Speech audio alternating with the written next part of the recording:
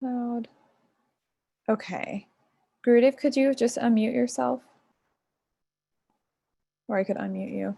Okay, I just unmuted you. Okay. Haribo, so it's good to see you. Thanks for being here. Do you have anything you'd like to share before we take the questions? Well, it's nice to be with you all. We do have a good development in the audio book project, and that is that Kendra Das from New Zealand has some professional experience, and he's done some testing, which has been approved by the Darshan Press. So we're excited about that. We got a voice and proper equipment and professional sensibilities to plug into that what seems to be a much desired service. So we'll be bringing out audio books of all of my books in hopefully short order. So that's so exciting. That's super exciting. Nice development. And the editing of my book is going on at a consistent pace, so that's good as well. Otherwise, we're trying to clip the toenails of the cows here, which is easier said than done, and working on that, and everything's good. So why don't we go ahead and take the questions? Sure. Taras? Hare Krishna Maharaj. I wanted to ask a question about Krishna incarnation in Kali Yuga. So it is said that in Kali Yuga, Krishna incarnates as Nama incarnation. So I wanted to ask, what is the difference then with Krishna names in previous yugas? Because as it is said, name is not different from the God. So if Krishna incarnates as a Nama incarnation in Kali Yuga, so what his names was in previous yugas, that it was not like a incarnation, of how to understand that?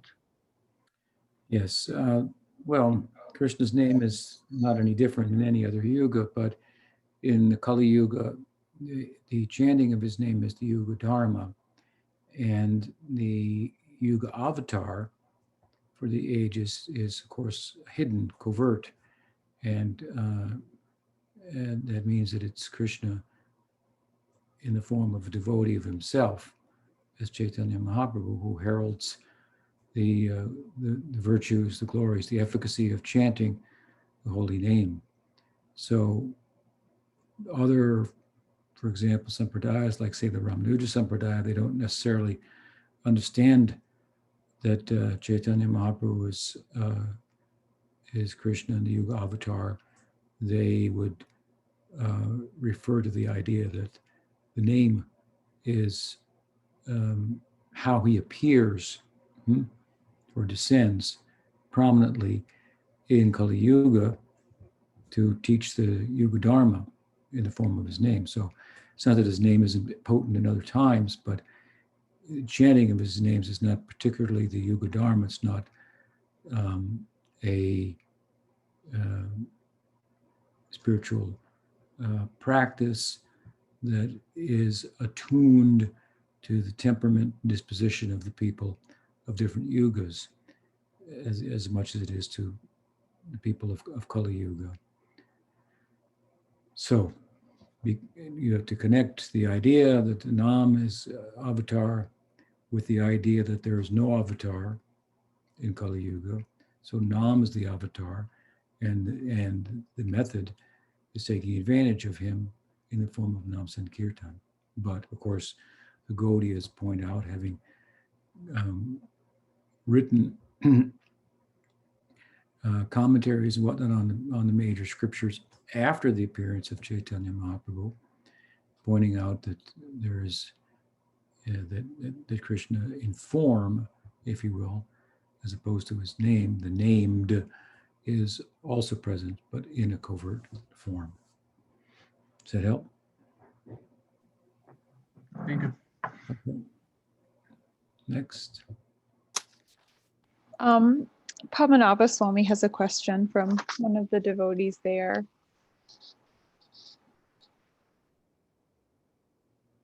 Yes.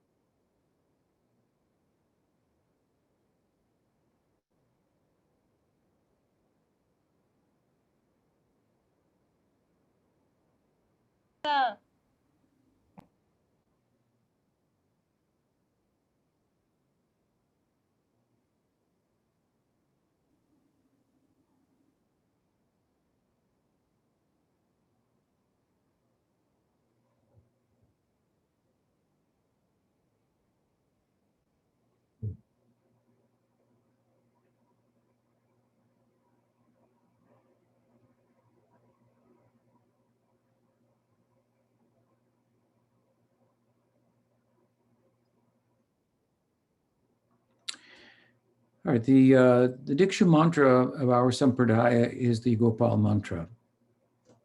And the 18-syllable Gopal mantra is said to be the mother, if you will, of all Krishna mantras. So there are other versions of the 18-syllable mantra that consist, for example, of 10 syllables. We find an example of that in Chaitanya Charitamrita.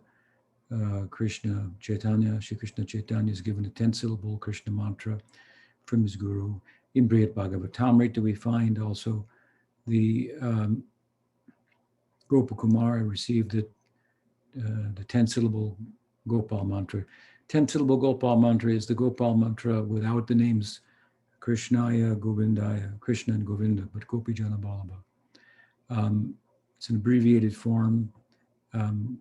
You could say it's a more focused form in relation to Madhurya Rasa, but it's derived from the 18-syllable Gopal mantra. This is the mantra, the 18-syllable Gopal mantra that Brahma, who's the head of our Sampradaya, if you will, in the mytho-historic period, received this mantra from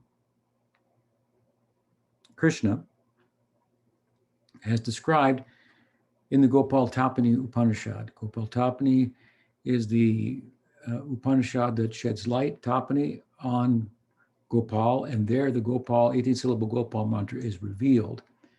And in the context of its being revealed, its significance being explained and so forth, Brahma relates the fact that he received it at the dawn of creation. So, excuse me, this is our Diksha mantra.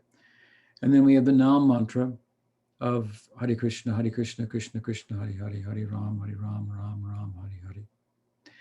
That said, in the Gaudiya Sampradaya, as it was formed and given shape by the Goswamis, as they were instructed to do by Chaitanya Mahaprabhu, then Sanatana Goswami in particular put in place different procedures, and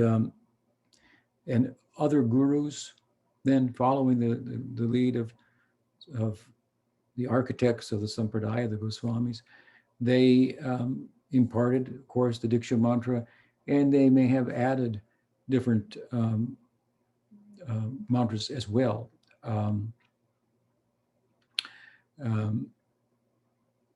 We find, for example, in Dhyan Chandra Goswami's text, which is a text that tries to give a little shape to Raganuga Bhakti and the pursuit of Manjari Bhav in particular, then various mantras and gayatris are given. Gayatri mantra for Radha, Radha Gayatri, of course the Krishna mantra, Gopal mantra, and Kam Gayatri are there. Gayatris for Chaitanya Mahaprabhu, Gayatris for Nityananda Prabhu, Advaita, Manjaris, and so on and so forth. So what we, Guru Mantra, Guru Gayatri, and so forth. So these are all additions to the central Diksha mantra, the Gopal mantra.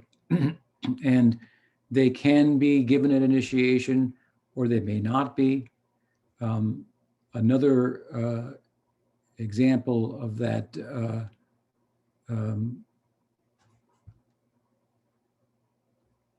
detail as to what other mantras one guru might give at the time of Diksha is the Brahma Gayatri, the original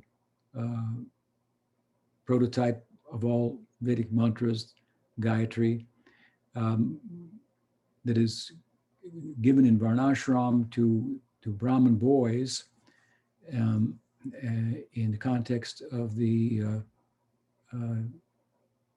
second birth. It may also imparted to other, in the Varnashram system, to other castes. But typically, excuse me, with the beginning of the Gaudiya Sampradaya, gurus tended not to impart the Brahma Gayatri. And one of the reasons for that was to say implicitly that those who are taking Vaishnav Diksha, they are entering a path that transcends the Varnashram.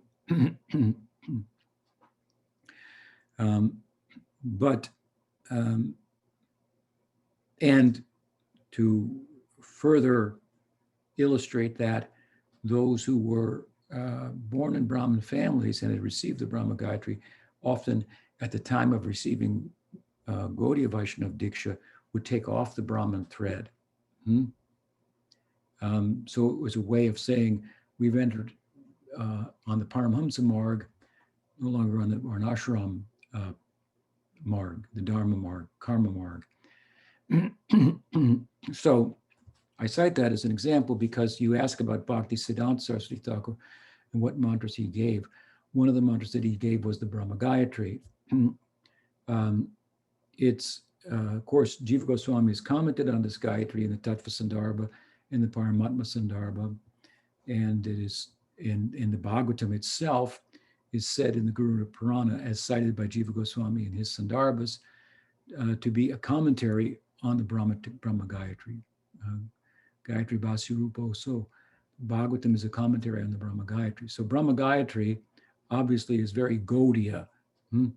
If the Bhagavatam is an elaboration upon its significance, and the Bhagavatam, of course, properly understood, brings us to an understanding of the significance of Radha in relation to Krishna and Radha Dasyam, ultimately. So there's nothing wrong with giving the Brahma Gayatri. There were reasons to not give it, and Bhaktisiddhanta had reasons to give it. His reasons for giving it were the same for not giving it. His reasons for giving the thread were the same for taking off the thread. And that was that he wanted to show in his time that those who took Vaishnava initiation were at least had transcended in terms of opportunity that they were now presented with.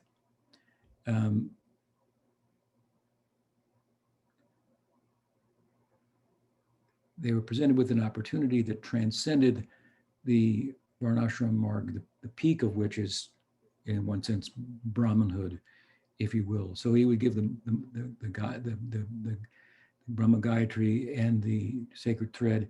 And then the people of Bengal were taught by that, which was one of his emphases, that the Gaudiyas, who were at the time not well respected and in their tradition not well understood, and many people in Varnashram, the Brahmin, felt that they were superior in position from a point of view of spiritual prospect to the Gaudiyas. So he wanted to straighten that out because that was a misunderstanding, and it put Varnashramis in a position to potentially be offensive to Vaishnavism and Gaudiya Vaishnavism in particular. So to protect people from that and to encourage the devotees who may have been brought up in the Varnashram and told the Gaudiya Vaishnavism, the Gaudiyas are, not serious spiritual people, they're illicit and so forth, to give them the mantra, to give them the thread. They were encouraged, and the people in general were taught by the example and his preaching that Gaudiya Vaishnavism transcended Varnashram, that which was the same reason, as I said, that people took it off in the beginning of the Sampradaya and didn't invoke the mantra. So there's an example of a mantra that he gave that typically was not given. It's certainly a Gaudiya thing to do, you could say, because Gayatri, as I mentioned, properly understood, is a commentary on the Bhagavatam. So Bhagavatam is our main book, or the Bhagavatam, I should say, is a commentary on Brahma Gayatri. So that's one example of a mantra that he gave that wasn't typically given at the time. But it would depend on which paribar you were initiated in. If you're initiated in the Gadadhar paribar, you would get a Gadadhar mantra and Gadadhar Gayatri. If you're initiated in the Nityananda paribar, they would also give you the Nityananda Gayatri, Nityananda mantra, and so forth. So in the different paribars, the different gurus, along with the Gopal mantra, would, as a detail, include other mantras or exclude other mantras in the package, so to speak, of the Diksha that they gave. So that's a detail. And details are subject to change at the discretion of a person who understands the point behind them, the principle behind them.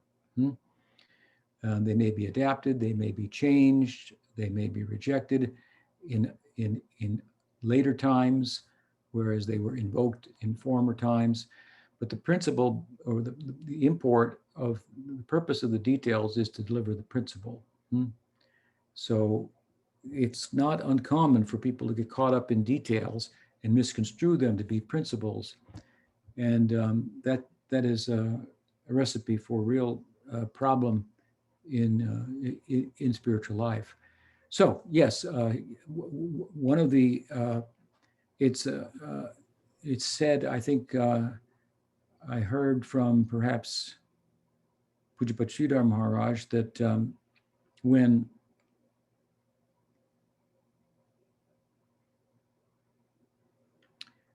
Bhaktisiddhanta Saraswati Thakur first started giving initiation, which he gave in the presence of Bhaktivinoda Thakur and Gorkashadas Babaji Maharaj, his two gurus, with their blessings, he would give the Gopal mantra and perhaps Gaur mantra, Gaur Gayatri, Kam Gayatri, and Brahma Gayatri. But he wasn't giving a Guru mantra and Guru Gayatri. And one of his disciples, Keshav Maharaj, who became Keshav Maharaj, Bhakti Pragan Keshav Maharaj, he, after receiving mantra, was disappointed because he had such affection for Bhaktisiddhanta Saraswati Thakur, his guru, but Guru Maharaj did not give Guru mantra and Guru Gayatri to meditate on, which some other sampradayas would do, which was fairly characteristic. And so he expressed this to Prabhupada Bhaktisiddhanta, and based on that affectionate response to the Diksha that he had imparted, he then began to give Guru mantra and Guru Gayatri also to his disciples. So again, Diksha means the Gopal mantra. Different gurus may add other mantras, and that would be at their discretion relative to their paribar, relative to the students, and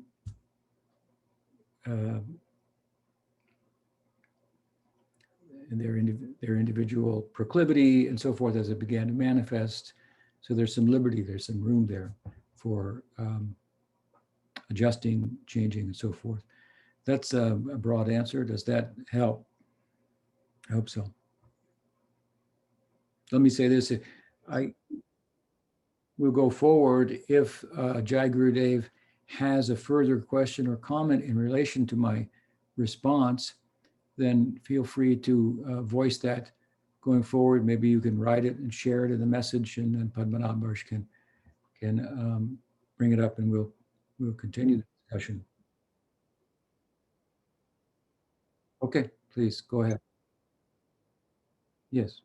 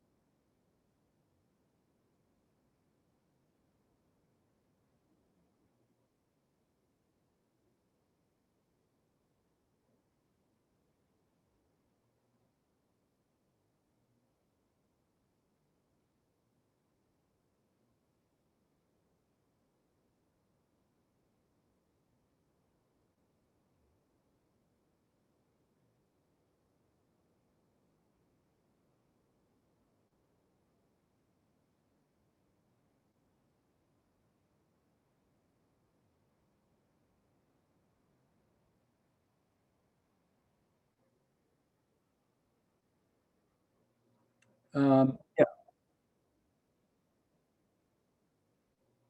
I think he already said it in Spanish, no? Okay.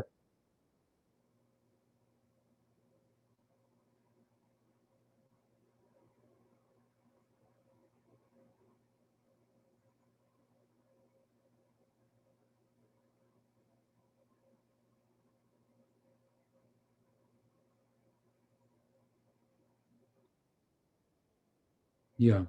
One thing I'll say, first of all, is that when we say that Bhaktisiddhanta was concerned with establishing Varnashram, that was asked of him by Bhakti Vinod, and what he meant was that the Varnashram was not respecting Vaishnavism and Gaudiya Vaishnavism, especially in West Bengal, and so that was considered to be a corruption, if you will, of the Varnashram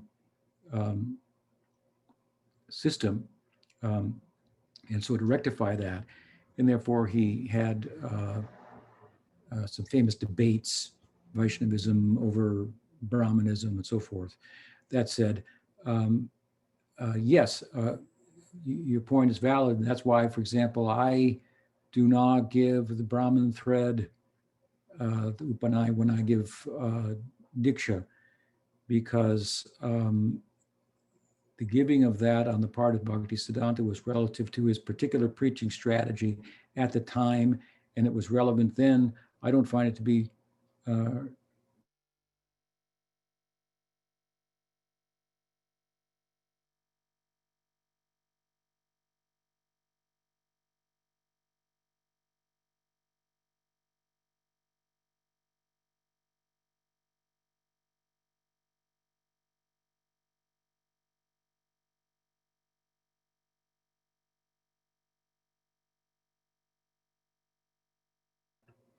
Hello, can you hear me? Can you hear me? Yes? I got cut off, so I don't know. Can you hear me? I can't hear anybody, Yes. so I don't know if you hear me. Yes. Hello? Yes. You can. It seems like Can you hear me now? yes. Okay. So yeah, I think that the Bhaktisiddhanta Saraswati Thakur's strategy and innovation in that regard, and in some other regards, was relative to the time and circumstance. But the power to be innovative, if you will, and effectively, as he was in his time, is a testament to the depth of his own standing within essential um, understanding and experience of what Gaudiya Vaishnavism is about. Innovation is required. There are many, many things that are details, many things that are details that can be adjusted and may not be applicable in times going forward. And new things may be applicable, new details. So, what else? Did you have another question, Padmanabha Swami, from the Spanish devotees? Yeah.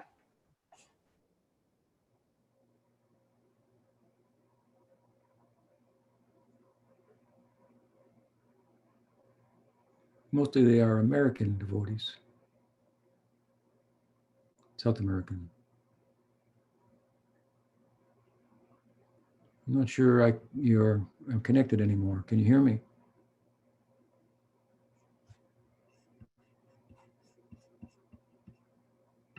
It's like I can hear Gurudev a little bit lower when you're speaking. I can hear you. No, I can hear you too. I'm wondering maybe when you switch channels, if it puts Gurudev on a little bit lower so we can hear you. Because when you switch channels back, it seems like we can hear. Anyway, let me.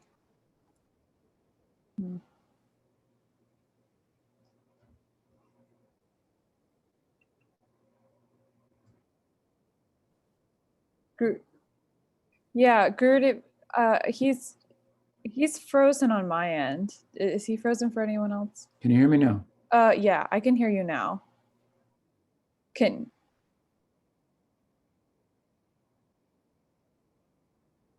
you hear me, Gurudev? No. I wonder if he's on the right channel. There may be a Sorry. problem with my internet connection. Huh. Yeah, I noticed that Gurudev's internet connection was going red for a minute. Yeah, it looks like there's maybe a. Is he freezing up for anyone else? Yeah, he was freezing up. Okay. Then he was okay for a little bit, but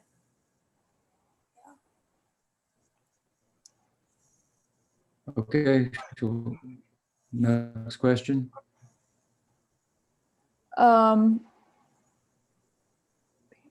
lagging a little bit in his connection. Should we get Padmanabha Swami to try and ask the question again? go ahead. What if you typed it? Is that a good idea? Okay. Let's try doing that.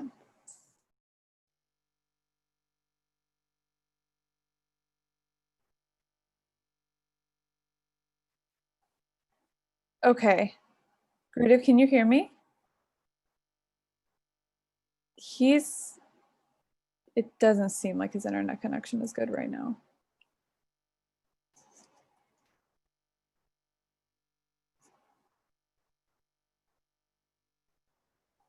Wait, Archana, I can't hear you.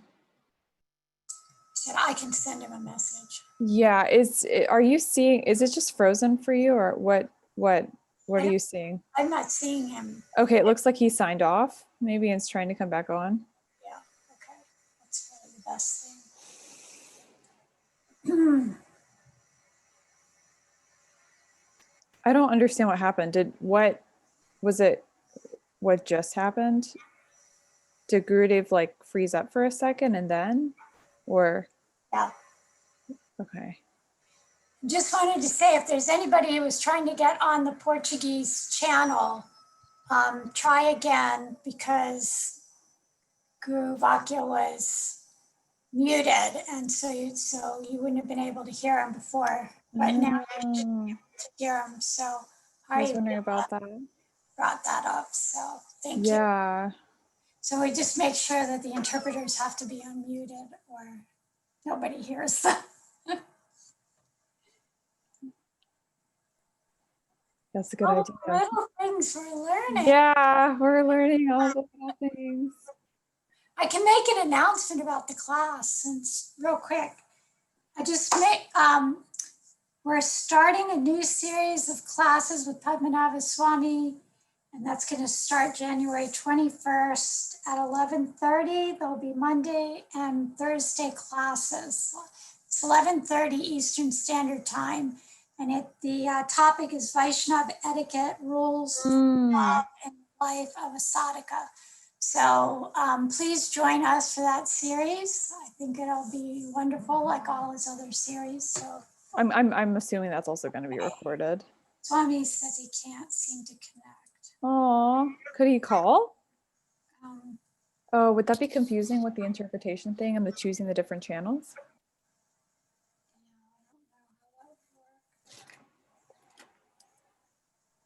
Well, it seems like there's some devotees here on phones. How do they just press buttons to be on the language that they want?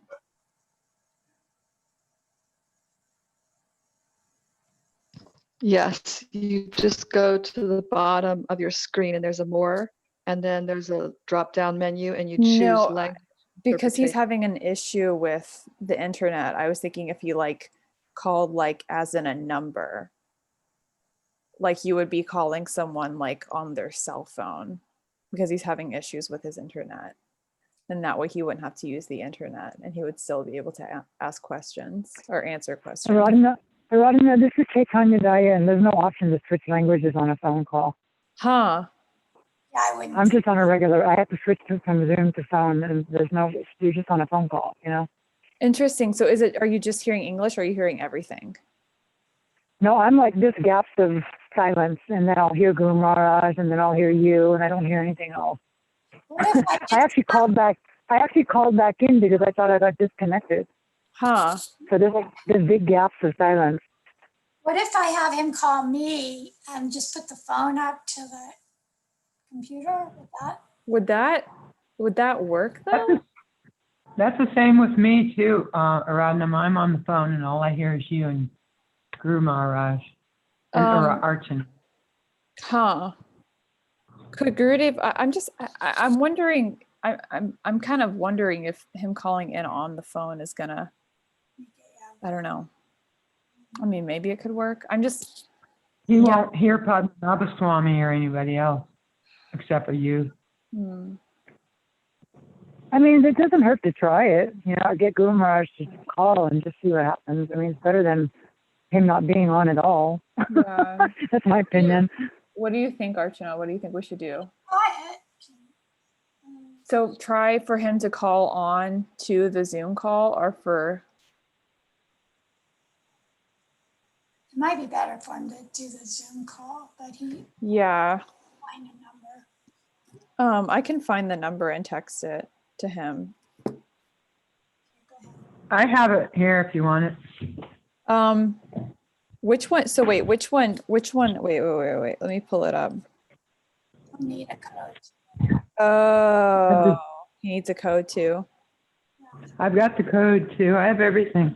Okay, what's the number, Archana? No, I mean, sorry, I'm so confused right now. Okay, so right now, Archana, what I'm doing is I'm going to text this number to Gurudev and the code. Or do you want to do it? Maybe would it be better if you did it because you're texting him right now? All right, so go ahead. 646 558 6, 5, 5. 8. Yeah, 646 558 8656. And the ID is 831 096 831. 5. Wait a second. 831. Go ahead. Yep, 096 591 34 pound. This is That's so long. It's like 2 numbers. Do you want the passcode? that's not the passcode. No, that was the ID number that you have to put in, and then they say put your whatever in, and that's the passcode or whatever. But you don't have to put that in, they say, but you can just press pound and you'll still be in the meeting. So then I just press pound. Huh. But the ID, that's what it says, ID on your phone, but it's the number that they want next after the telephone number. On the call, Radhana. What is it? Kumar is just back on the call. Through his computer or through his phone? Can't hear you, Gumaraj. Can you unmute? Oh, he is unmuted. He is unmuted. Do you hear him, anybody? No. No. Okay, he was talking. Maybe he's got to click on the English. Yeah, I can't hear him.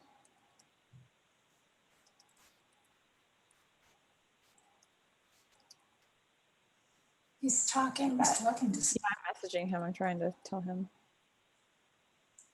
I don't even know if he's getting the messages.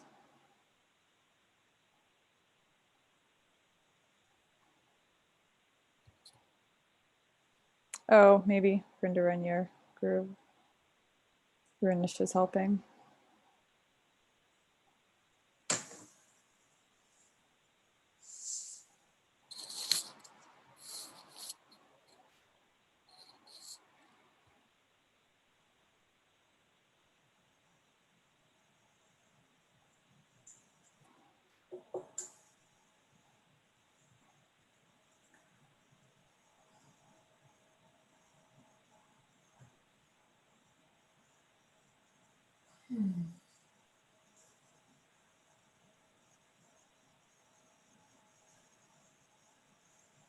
Should we turn our videos off to help his internet? good try. Sure. Huh. Yeah, just ask everybody to do that. Yeah, if everyone can turn their videos off just to like help his internet.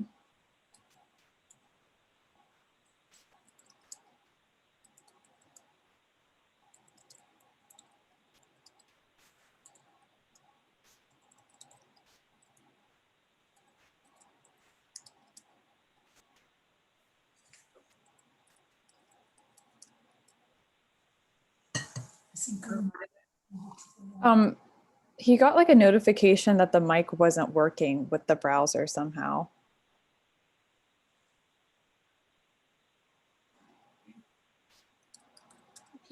If there's a little caret next to the microphone. Oh, she probably can't hear me. Oh, No, I can hear you. No, I can hear you. They're logging back in and then they're gonna see what they can do. there might be something they can do from there to recognize the mic.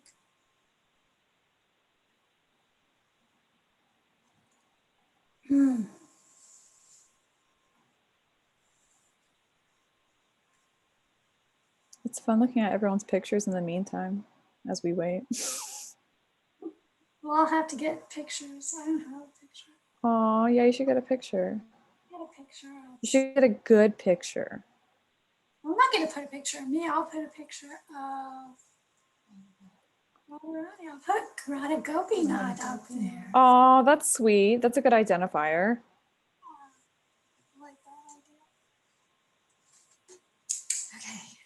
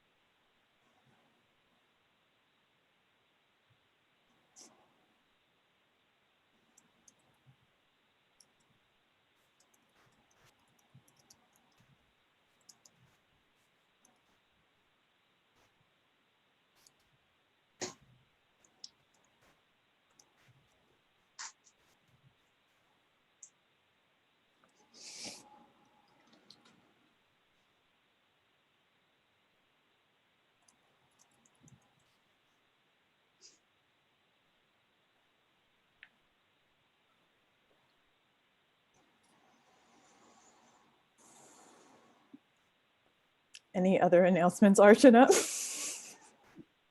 Yeah, let's see, what are the other announcements?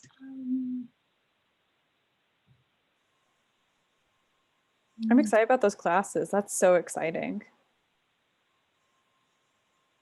Yeah, and Ramanava Swami said he'll really keep it to an hour, so in case anybody hasn't been getting on because classes have been too lengthy, then try getting on to this, 11:30 to 12:30 11:30 to 12:30. What days again? on Monday, Monday? starting on a Thursday, Okay.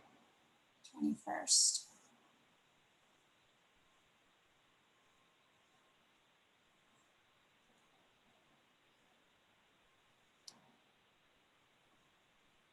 Mike is not working on this old message.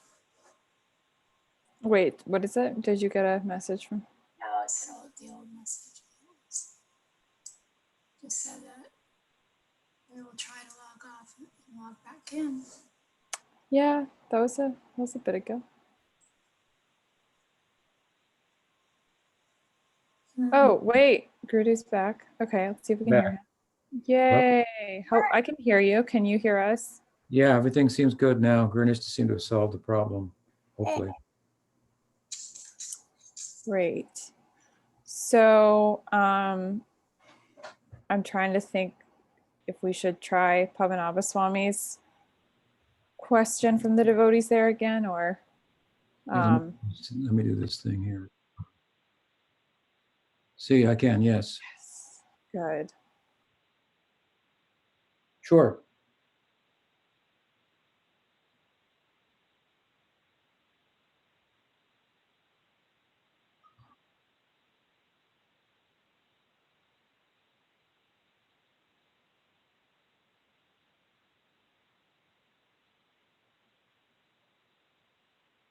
Mm-hmm.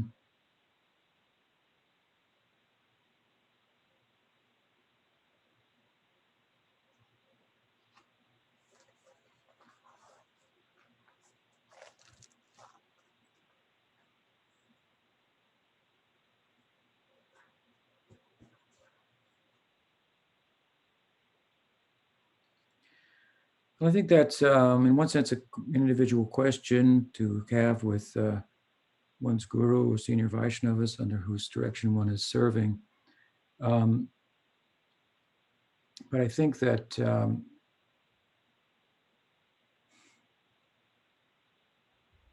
any cautions about that or any restrictions that may be imposed by a particular guru are imposed with a view to help the disciple understand that simply by gathering information with one's intellect, one will not be able to attain the ideal that is couched within the texts. That doesn't mean that learning the texts, studying them won't be helpful.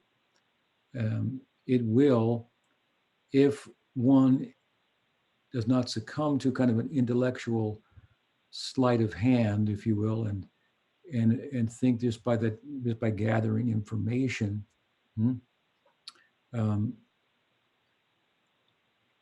that is synonymous with spiritual advancement. We see that sometimes people gather information about higher text, they regurgitate it to others. People think that they're very advanced, and then we find out that they're not.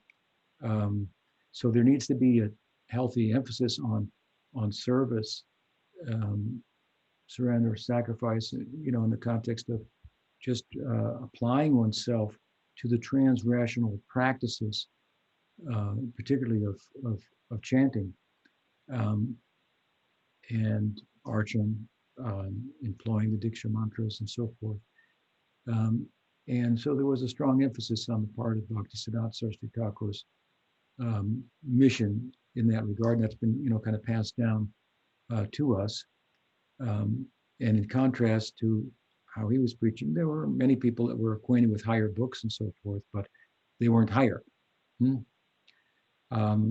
So, over time, then there can be some the corrective, if you will, in his time of Bhaktisiddhanta can go in a certain too far in another direction in a direction that needs to be corrected, in our times.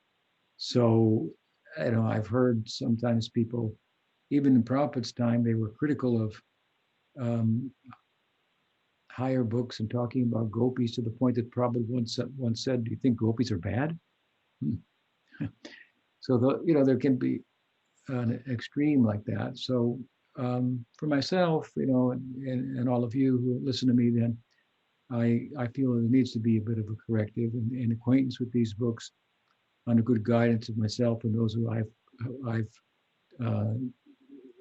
pointed to, like Padmanabh Swami, Vaishnava Maharaj, and others, who can help us in this regard. We can become acquainted with these texts and with this emphasis. I mean, like take Padmanabh Maharaj himself. Maharaj, he's a very learned person, but I'm always emphasizing to him the relativity even of the texts, if you will. They're a way of talking about something that's beyond word. And so it's very important to know that their purpose ultimately is to focus us and inspire us in such a way, inspire us to apply ourselves in such a way that we can make progress, not simply by reading them. That can be helpful if we use our head, as I often say, to soften our heart. So that said, also, a lot of these texts, you mentioned Vilapakusa Manjali. I mean, this is a book about Manjari Bhav, so it would be applicable to someone who has that ideal. Not everyone does. So it might not be relevant or as relevant to some devotees, even though they may be qualified for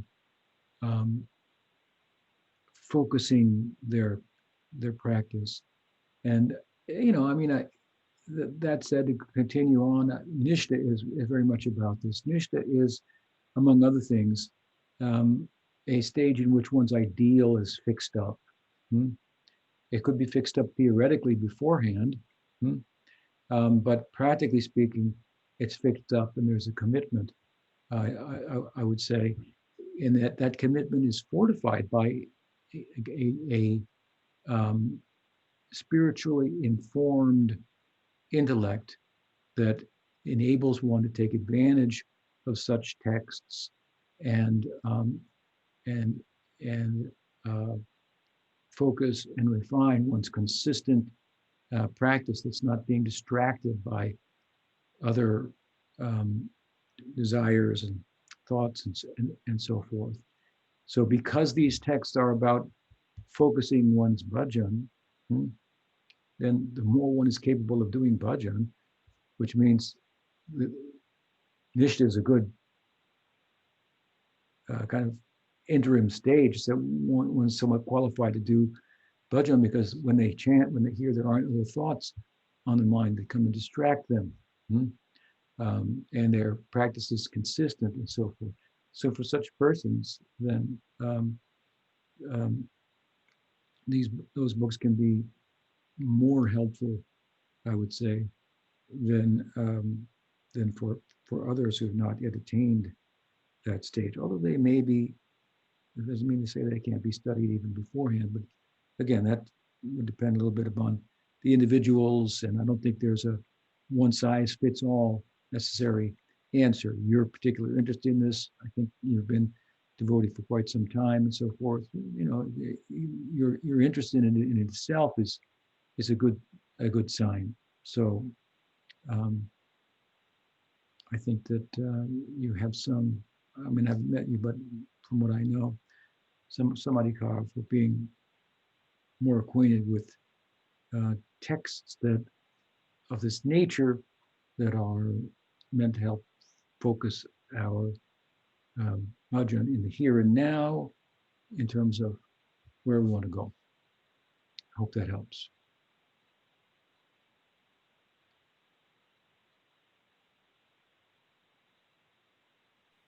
Okay. Greg, do you want to ask your question? Yeah, yes, thank you. Hare Krishna Maharaj. I would like if, can you please explain what part of Sambandha Gyan is lacking that results in the monist perceiving this material world to be solely illusion? What part of Sambandha Gyan is lacking that results in? The monists perceiving the material world to be solely illusion. Monists. Monists, sorry, yeah. Well, when we speak of monists, Gyanis who have a desire to enter into Brahma Sayuja, as we refer to it, that's that realization. They are one class of transcendentalists, and then within that class of transcendentalists, some of them are Maya bodies, which means that they have not only Brahma Sayuja as their ideal, which is fine for them, not from our point of view, but it is a transcendental, liberated status. But those who embrace the doctrine of Advaita Vedanta in particular, then they perceive the world as an illusion and the Atma, individual Atma, as an illusion. It's not necessarily the case that all Gyanis do that, but those are doctrines of the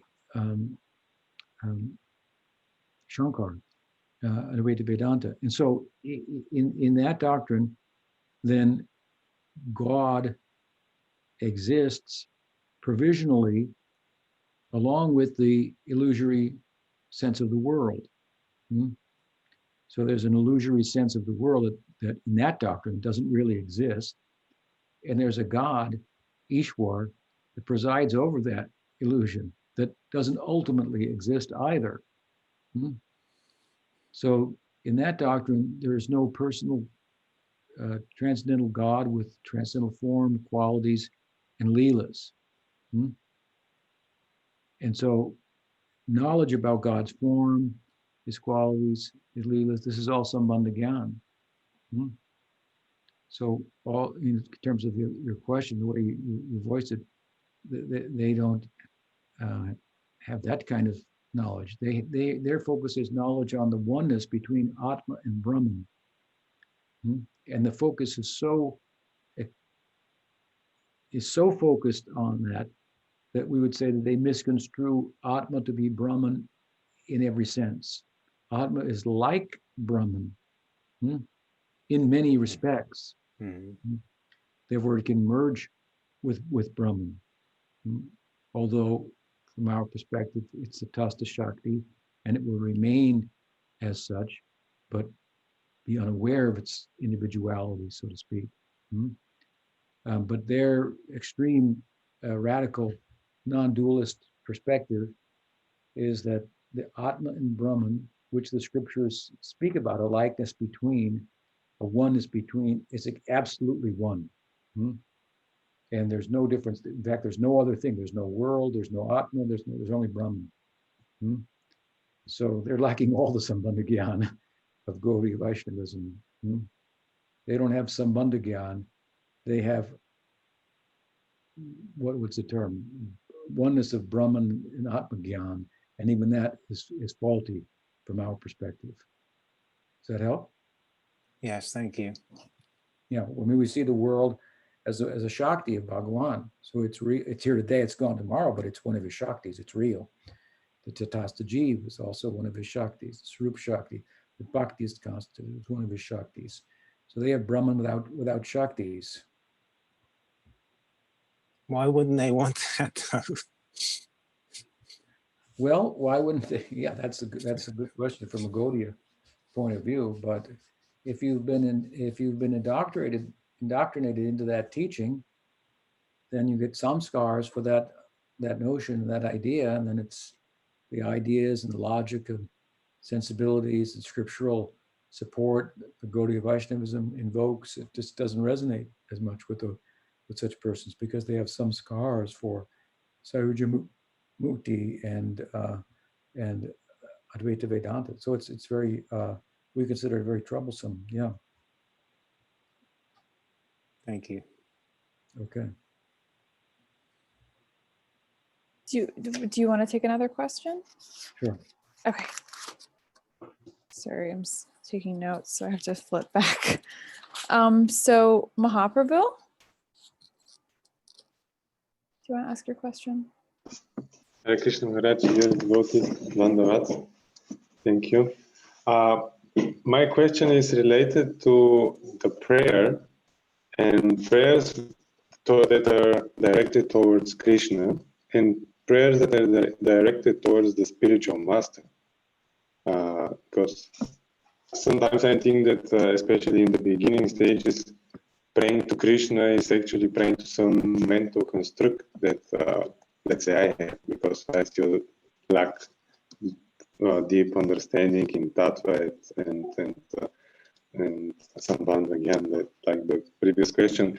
But the Guru, we know that actually all the mercy comes through the Guru and through the sadhu. So maybe in which situation one prayer is preferred than the other, and if you can say something on this, let's say, two types of prayers.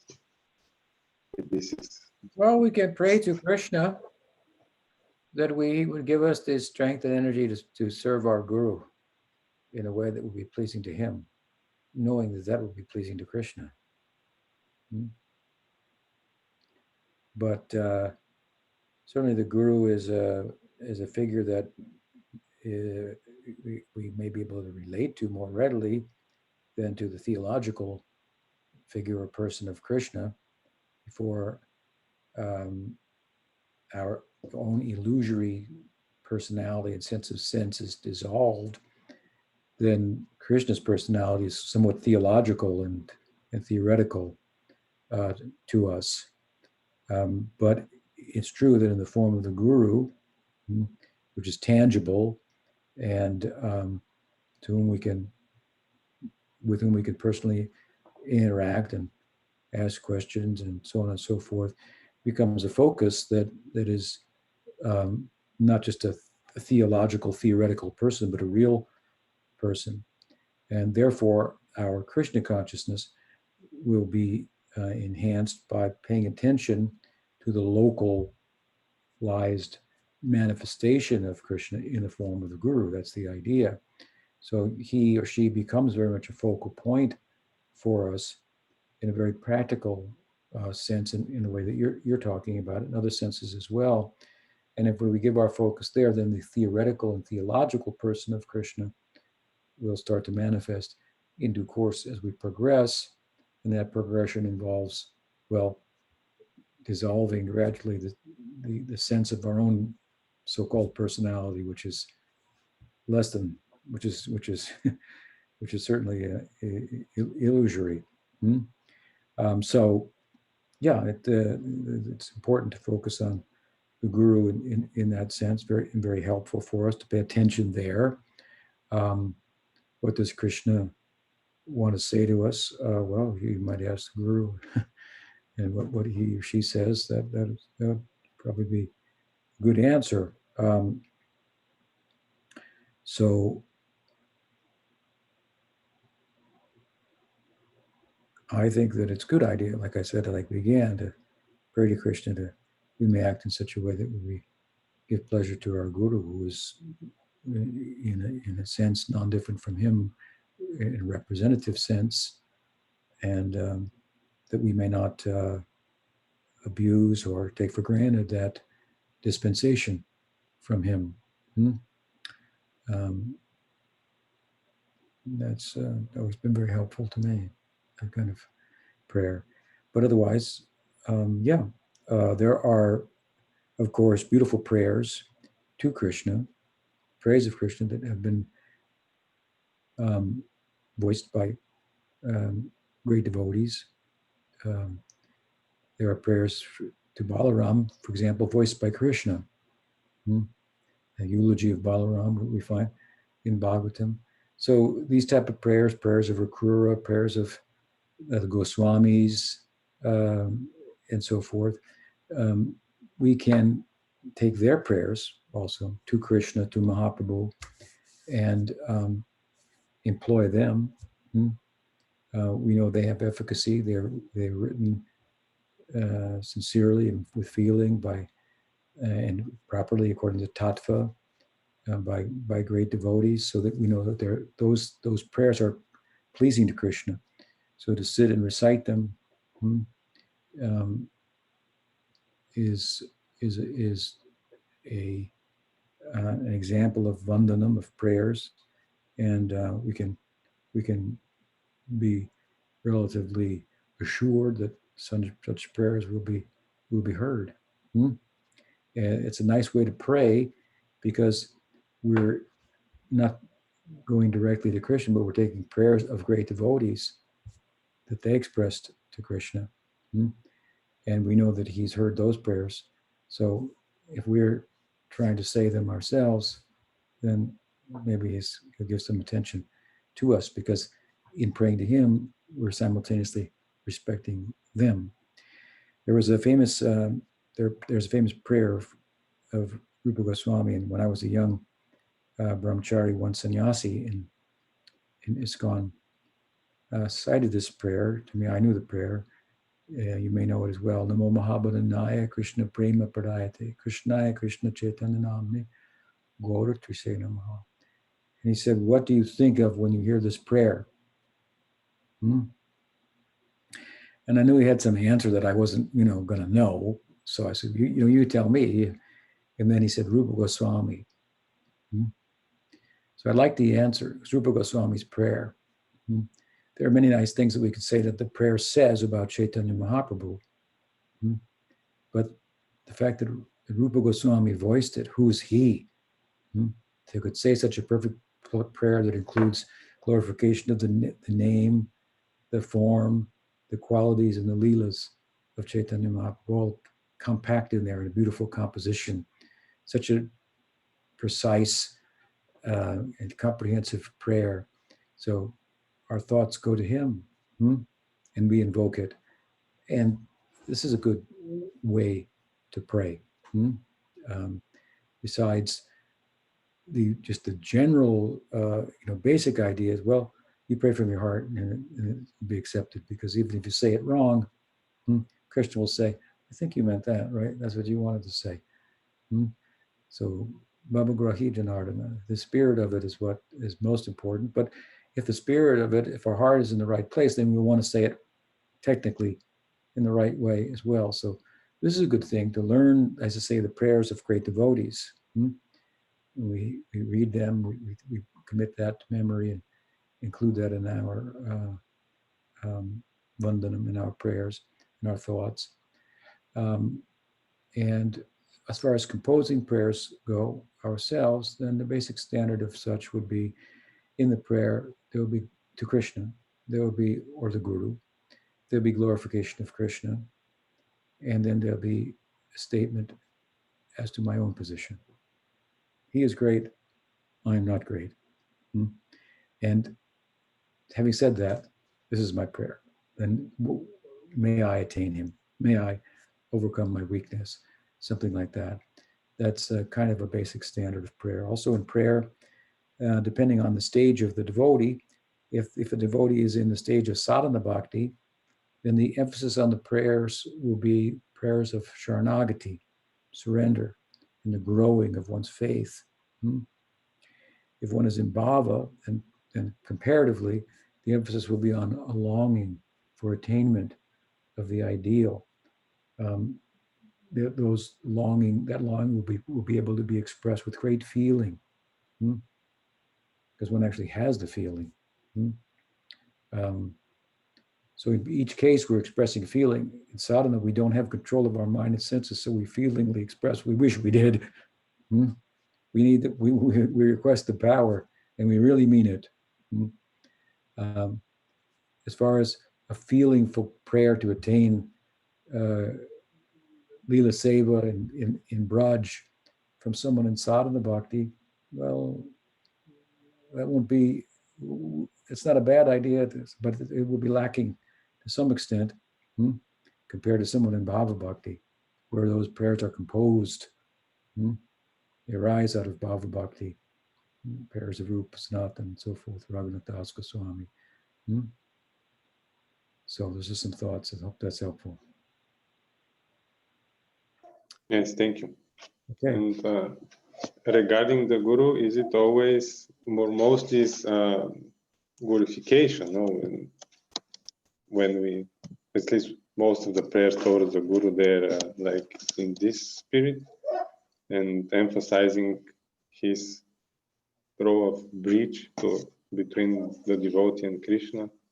Yeah, I mean, we pray for strength to execute bhakti. Gurudev Kripa Bindu. May I have a drop of your kripa, that I might have the power to do what's practically impossible, superhuman, to control the mind, control the human passions. You give me the strength, you give me attraction, as I find in you for Harinam, for Harikatha. May that same attraction come in me. Those kind of prayers would be good. Besides some glorification, Guru is great. Guru is great. Please help me. Okay. Thank you very much.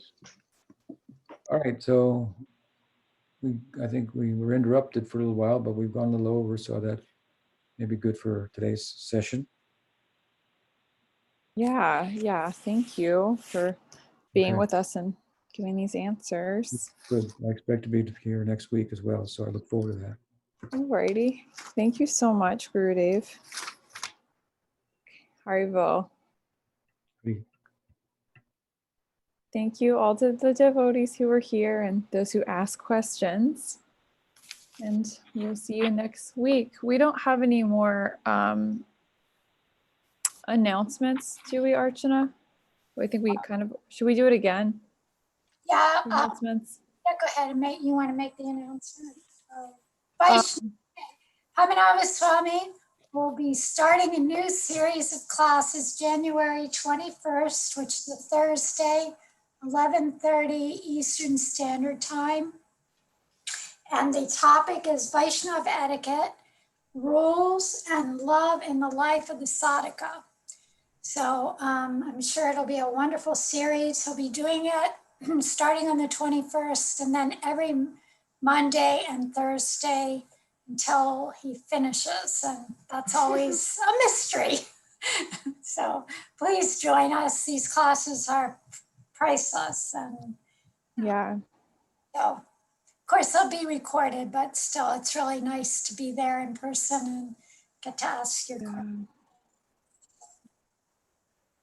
Alrighty. Thank you so much, Aradhana Devi Dasi. You had a rough first time with the. Was it that rough? I guess it kind of was. I mean,